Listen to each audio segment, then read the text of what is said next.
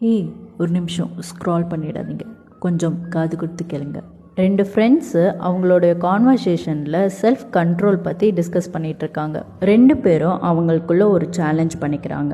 அவங்களுடைய day to day லைஃப்பில் அவங்களுக்கு ரொம்ப பிடிச்ச ஆக்டிவிட்டியை அவங்க ஸ்டாப் பண்ண போகிறாங்க.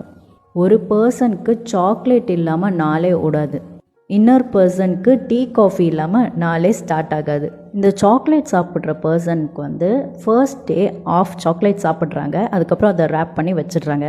அதுக்கப்புறம் அந்த ஆஃப் சாக்லேட் அவங்கள கூப்பிட்டுட்டே இருக்கும். சில நாட்கள் இப்படியே போகுது.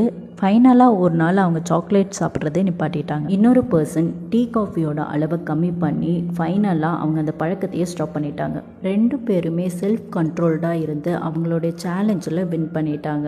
அவங்களுடைய இந்த ஒரு செயல் அவங்க லைஃபையே மாற்றிடுச்சு. சின்ன விஷயத்தில் ஸ்டார்ட் பண்ணது அவங்களுடைய ஷாப்பிங்காக இருக்கட்டும், ஃபுட் ஹேபிட்டாக இருக்கட்டும் அப்படின்ட்டு கண்டினியூஸாக நிறைய சேஞ்சஸ் கொடுத்தது. Share this with your friends and families.